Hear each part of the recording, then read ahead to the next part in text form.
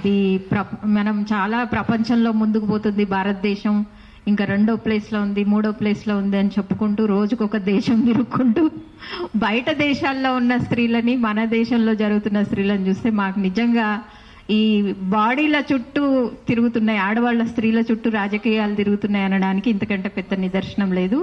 ఆడవాళ్ళు వేసుకునే బట్టలు వాళ్ళ ఛాయిసా కాదా అనే దగ్గర ఆగిపోయినారు. ఇప్పుడు ఒక సిరీస్ ఆఫ్ వీడియోస్ చూస్తే భర్తకి మాత్రమే భర్తకు నచ్చే బట్టలు వేసుకోవాలి, భర్తకు మాత్రమే ఆమె శరీరం చూపించుకోవాలి అంటే ఆడవాళ్ళ బట్టలకి ఆమె సెక్షువాలిటీకి అంటగడుతున్నారు కానీ ఫ్రీడమ్గా చూడట్లేదు.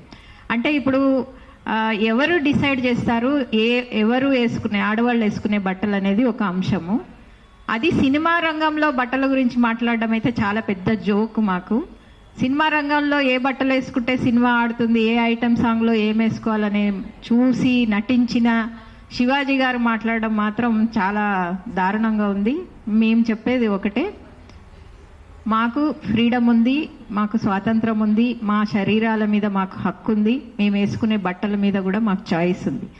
అంతేగాని మీకు మీ కళ్ళకి మేము బట్టలు వేసుకోకపోతే మీరు రేప్ చేయొచ్చు, మీరు ఎక్కడ పడితే అక్కడ ముట్టుకోవచ్చు, మేము బట్టలు వేసుకోకుండా లేము, నిజానికి ఇండీసెంట్గా కూడా లేము అని మీరు అనుకునే దృష్టిలో మీరు మొత్తం చీర కట్టుకున్న వాళ్ళ మీదనే, బుర్కాలు వేసుకున్న వాళ్ళ మీదనే, చిన్న పిల్లల మీదనే రేపు ఎక్కువ జరిగినట్టు 70% రేప్స్ జరిగినట్టు మనకు స్టాటిస్టిక్స్ చెప్తున్నాయి. కాబట్టి బట్టలకి దయచేసి ఈ మా సంస్కృతి సంప్రదాయాలకి ముడిపెట్టొద్దని, అట్లానే అనసూయ మీద జరుగుతున్న దాడికి మేమందరం సంఘీభావంగా తెలిపేసి, నిజానికి ఆమె ఫ్యామిలీతో వెళ్ళిన పిక్చర్స్ని ట్రోల్ చేస్తున్నారు.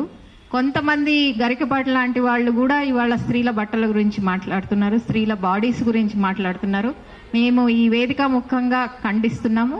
తర్వాత స్పష్టంగా చెప్తున్నాము, స్త్రీల సంపూర్ణమైన హక్కు ఉంది, స్త్రీల శరీరాల మీద స్త్రీలకి బట్టల మీద కూడా ఎలాంటి బట్టలు వేసుకోవాలనేది వాళ్ళకి హక్కు ఉంది. మనం ఇప్పుడు చర్చలో మాట్లాడుకోవాల్సింది మగవాళ్ళకి ఏం హక్కు ఉంది ఆడవాళ్ళ గురించి మాట్లాడడానికి, ఆడవాళ్ళ బట్టల గురించి మాట్లాడడానికి అనేది ఇక్కడ చర్చ కావాలి.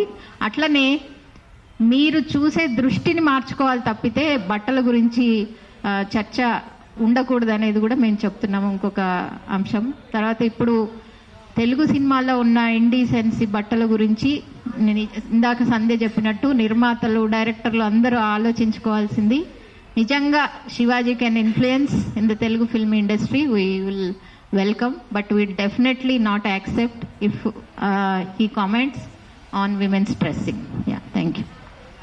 లాస్ట్ ఒకటి, ఇందాకంటే నిధి అగర్వాల్ గురించి, సమంత ఇవంతా మాబ్ మొలెస్టేషన్ గురించి చెప్పినారు కదా.